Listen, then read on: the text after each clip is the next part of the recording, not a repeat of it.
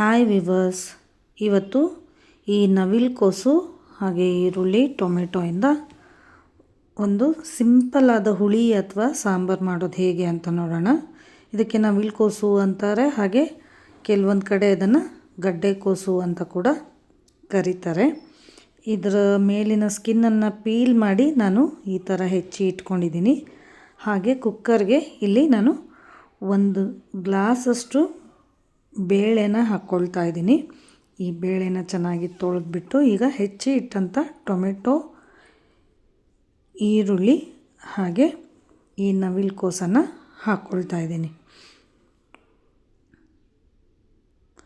ನವಿಲುಕೋಸಲ್ಲಿ ಹೇರಳವಾದ ಫೈಬರ್ ಅಂಶ ಇದೆ. ಇದನ್ನು ಪಲ್ಯ ಕೂಡ ಮಾಡ್ತಾರೆ. ಅದೇ ರೀತಿ ಈ ಥರ ಹುಳಿ ಅಥವಾ ಸಾರು, ಸಾಂಬಾರಿಗೆ ಕೂಡ ಬಳಸ್ತಾರೆ. ಇಲ್ಲಿ ನಾನು ಒಂದು ಅರ್ಧ ಟೀ ಸ್ಪೂನಷ್ಟು ಅರಿಶಿಣದ ಪುಡಿ ಹಾಗೆ 2 ಸ್ಪೂನಷ್ಟು ಸಾಂಬಾರು ಪುಡಿನ ಹಾಕ್ಕೊಂಡಿದ್ದೀನಿ. ನಿಮಗೆ ಇದಕ್ಕೆ ನೀವು ಹಸಿಮೆಣಸಿನ್ಕಾಯಿ ಬಳಸೋ ಹಾಗಿದ್ದರೆ ಬಳಸ್ಬೋದು.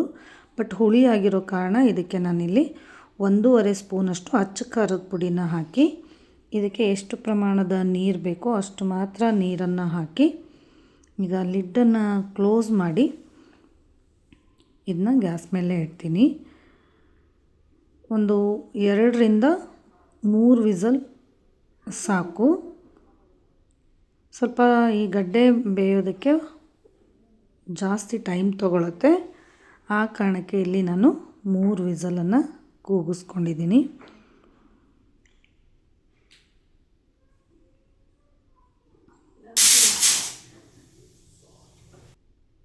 ಈಗ ಒಂದು ಚಿಕ್ಕ ಬಾಣಲೆನ ಇಟ್ಬಿಟ್ಟು ಇದಕ್ಕೆ ಒಂದು 3ರಿಂದ 4 ಸ್ಪೂನಷ್ಟು ಎಣ್ಣೆನ ಹಾಕ್ಕೊಳ್ತಾ ಇದ್ದೀನಿ. ನೀವು ಎಣ್ಣೆ, ತುಪ್ಪ ಯಾವುದನ್ನಾದರೂ ಬಳಸ್ಕೋಬೋದು. ಎಣ್ಣೆ ಬಿಸಿ ಆಗ್ತಾ ಇದ್ದಾಗೆ ಒಂದು ಅರ್ಧ ಟೀ ಸ್ಪೂನಷ್ಟು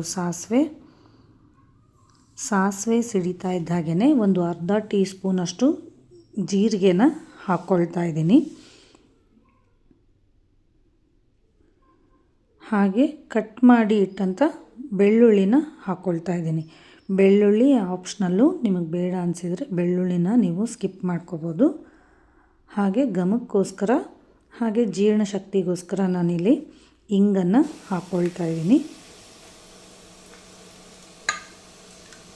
ಈಗ ಬೇಯಿಸ್ಕೊಂಡಿರೋಂಥ ಗೆಡ್ಡೆಕೋಸು, ಬೇಳೆ, ಟೊಮೆಟೊ, ಈರುಳ್ಳಿ ಮಿಶ್ರಣವನ್ನು ಈ ಒಗ್ಗರಣೆಗೆ ಹಾಕಿ ಚೆನ್ನಾಗಿ ಇದನ್ನು ಕುದಿಯೋದಕ್ಕೆ ಬಿಡ್ತೀನಿ. ನಾನು ಇದೇ ಕುಕ್ಕರ್ಗೆ ಈ ಒಗ್ಗರಣೆನೆಲ್ಲ ಮಿಕ್ಸ್ ಮಾಡಿಕೊಂಡು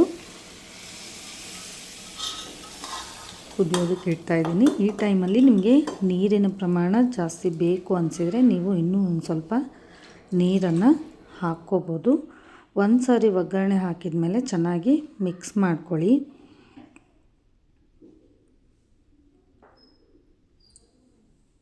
ಈ ಟೈಮಲ್ಲಿ ನಿಮಗೆ ಇನ್ನೂ ಒಂದು ಸ್ವಲ್ಪ ಖಾರ ಬೇಕು ಅಂದರೆ ನೀವು ಖಾರ ಕೂಡ ಹಾಕ್ಕೋಬೋದು.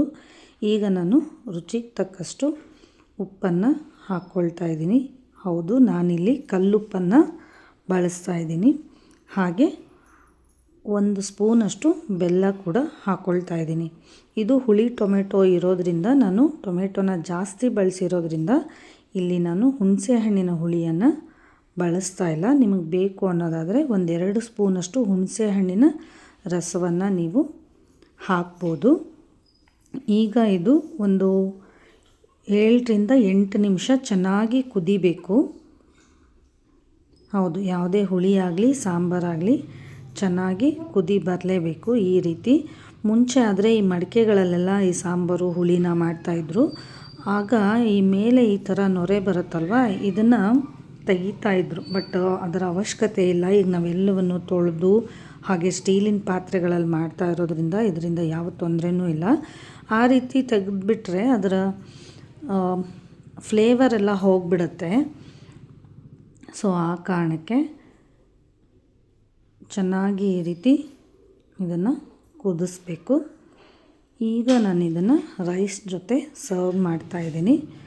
ಬಿಸಿ ರೈಸ್ಗೆ ಮಧ್ಯಾಹ್ನದ ಹೊತ್ತು ಅಥವಾ ನೈಟ್ ಡಿನ್ನರ್ಗೆ ತುಂಬ ಚೆನ್ನಾಗಿರುತ್ತೆ. ಸ್ವಲ್ಪ ನೀವು ಇದನ್ನು ಗಟ್ಟಿ ಮಾಡಿಕೊಂಡ್ರೆ ನೀವು ಚಪಾತಿ ದೋಸೆಗೆಲ್ಲ ಇದನ್ನು ಸರ್ವ್ ಮಾಡ್ಬೋದು.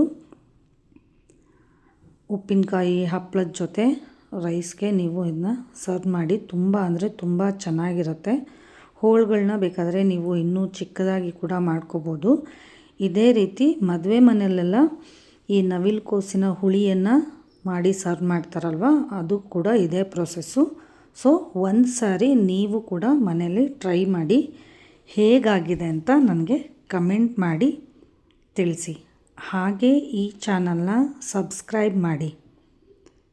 Thank you.